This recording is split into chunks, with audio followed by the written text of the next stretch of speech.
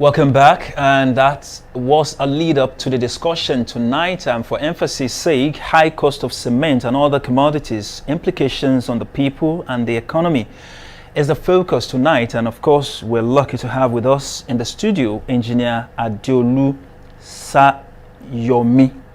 I hope I got it right. Sayomi is an entrepreneur and public affairs analyst. Thank you for honoring our call. My pleasure. How are you doing? Okay, so let's open the gate of discussion. In the last few weeks, Nigeria has witnessed geometric, not the other way around, a geometric increase in the price of cement, which now goes between 11 and 14,000 naira per bag.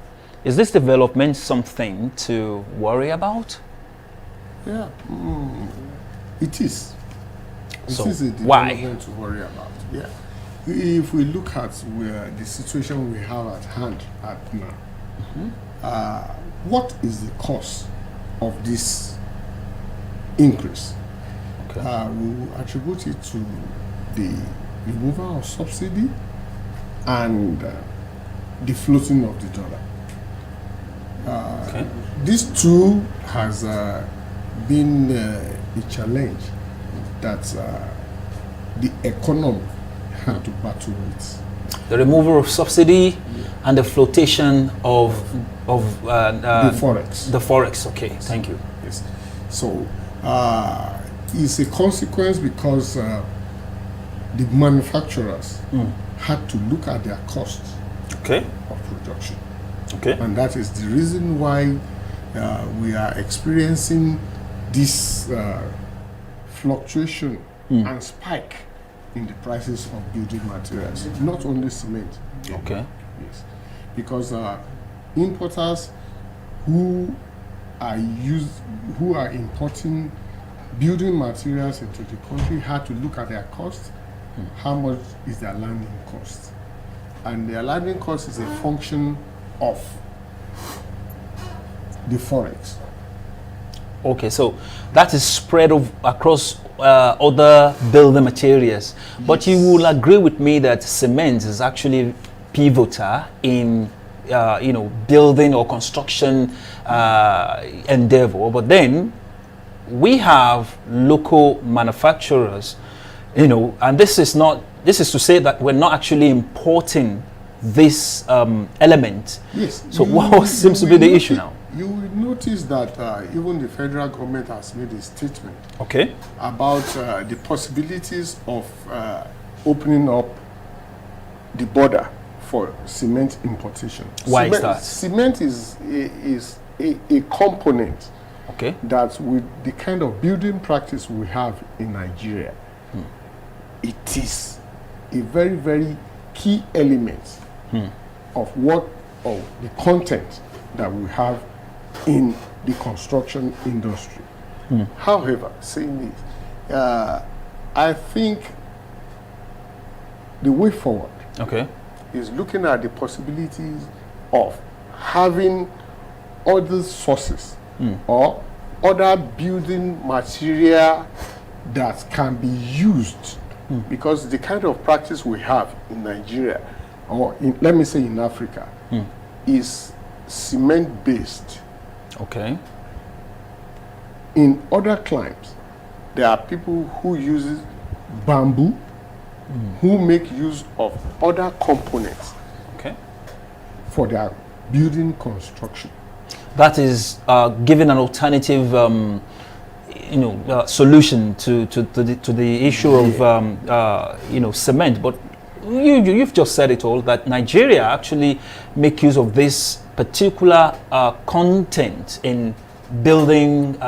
Yes, you see, the approach to it, where we can solve this challenge, is multi-dimensional. Okay. We look at the present practice. How can we modify the present practice, and what can we do to mitigate the effects of this surge, or let me say the spike in the increase of this very... Let me take yet another question. Just at the tail end of 2023, a major manufacturer promised to sell a bag of 50 kg cement at 3,500 naira instead of the prevailing price of a little above 5,000. But this never came to fruition. So what do you think is responsible for this? Well, looking at the situation as at when this manufacturer made this pronouncement, he made his pronouncement based on the fact that he was going to cut off some part of the business that he was not going to do again. This particular manufacturer was involved in the transportation of this material from his factory to his distributors. And that statement as at then was based on the fact that he was going to withdraw his own part of this transportation business. Which is patriotic. Yes. You know. Yeah. So what happened now? What happened? Why is it not actually following? As at now, okay, the challenge is you look at, that's why I first mentioned that it is based on this issue of removal of subsidy. Fuel is a major issue that needs to be addressed.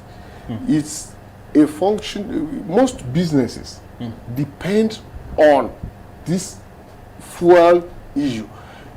Transportation is a very key part of most of the business because you need to move your materials from one port to the other. And in the course of doing this, you will use fuel.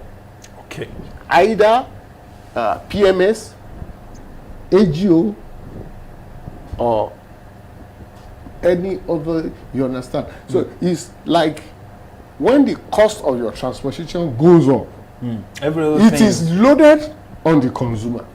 Okay. So with the rising cost of cement and other building materials, are you not afraid that the current 28 million housing deficits in Nigeria may be widened? Yes, it's going to be widened.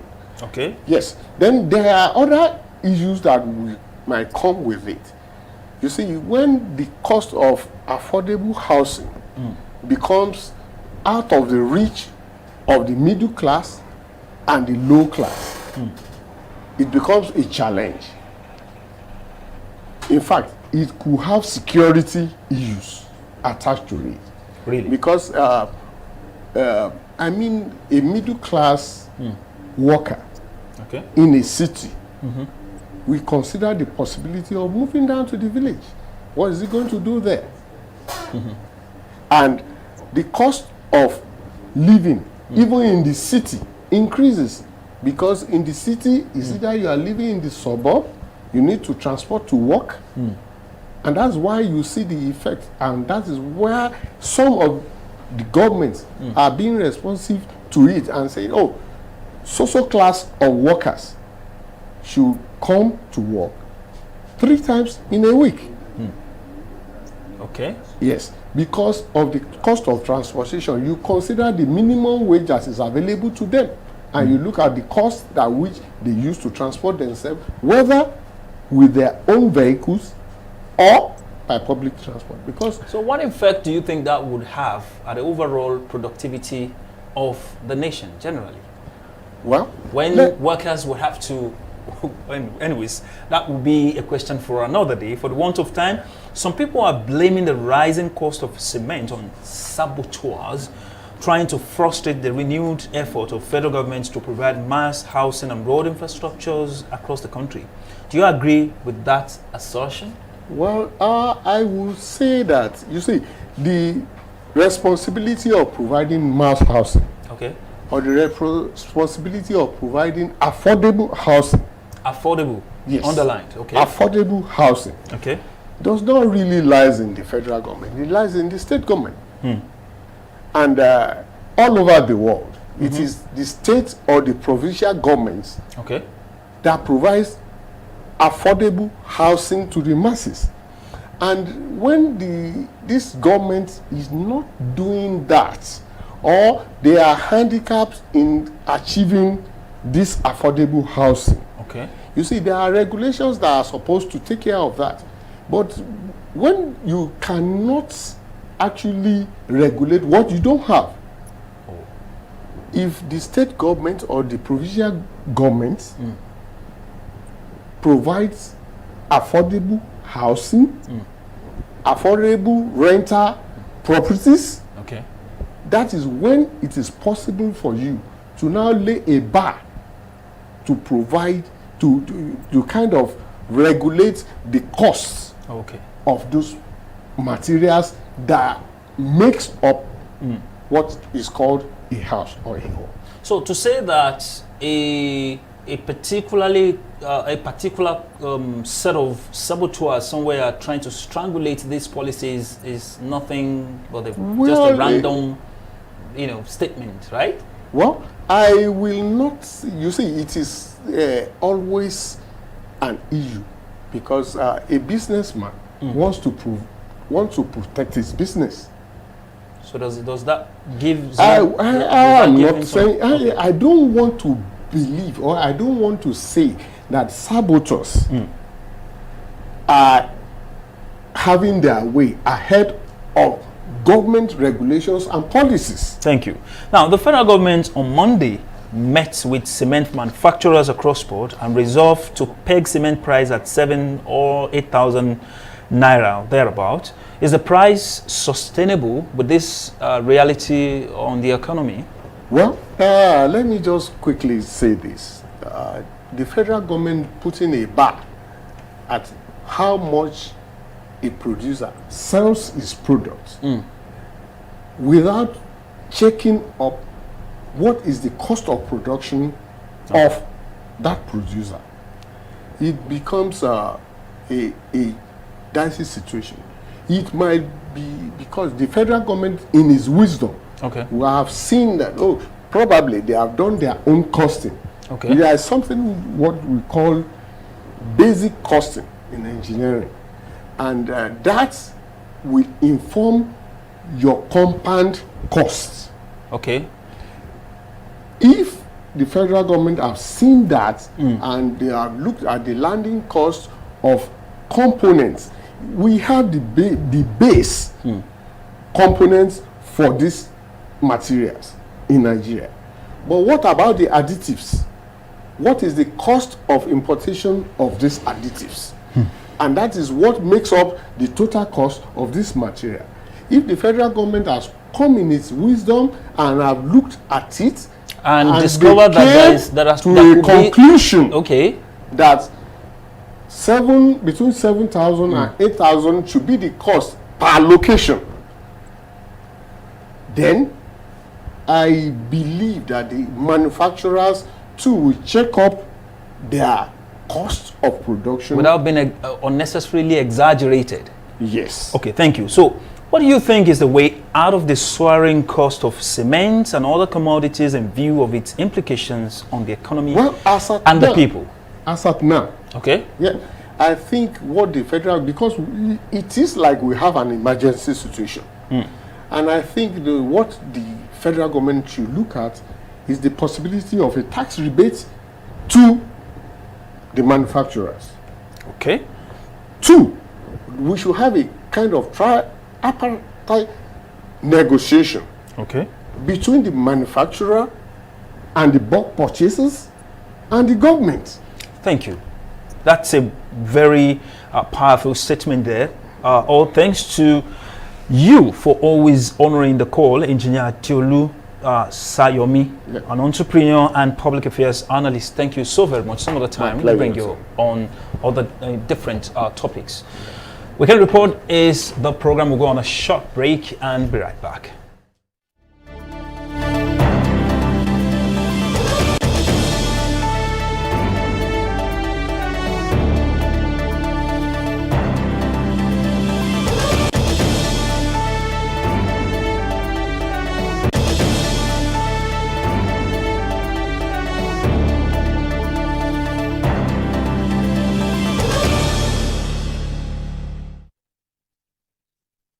You're welcome back on Entertainment. We now join Ezembe Odaze for more.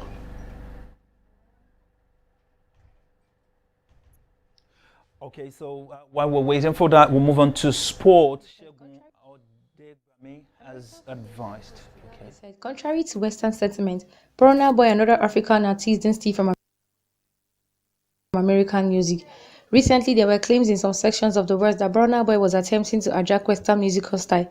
The filmmaker, who stated this at his recent episode of his television show, pointed that Africans are the beat, soul, rhythm, and hard work that encourages others. He went further to state that it is the West, especially American, who are inspired by African beats, rhythm, and soul. American psychologist Dr. Umar Johnson has expressed his desire to feature in a Nollywood movie. He posted this via his X page, calling on Nollywood filmmakers to reach out to him to feature in their movies. He, however, noted that the movie must be a conscious one, stating that there are some roles he can't and won't play. The doctor has called on Nigerian filmmakers to please reach out, expressing how excited it will be working with him. Izek Beudaze, NTA News.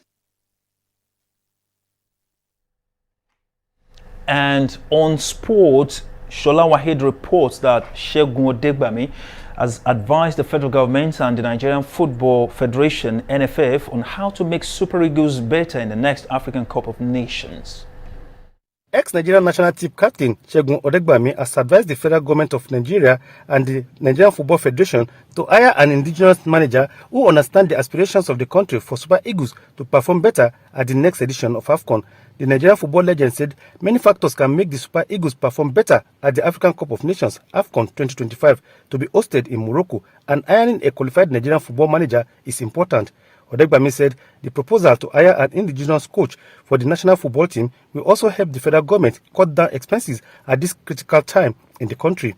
He noted that the country is going through hard times and cannot afford to be paying a humongous sum of money to a foreign expert that does not have the qualification. According to Odegbami, the manager, who had worn green and white colors to play at both AFCON and FIFA World Cup tournaments for Nigeria with coaching credentials, can help the Super Eagles win the next edition. The 71-year-old believes Nigerians are smart in all areas of life, including sports, and the government should concentrate on using the citizens who are qualified rather than inviting a European with no credentials. He also stressed the need for Super Eagles handlers to assemble good players who work as a team, stressing that the team and not the player win championships. Shola Wahid for Sports Tidbits. And that's a wrap on Weekend Report on NTA ILORIN. Do have a wonderful night rest.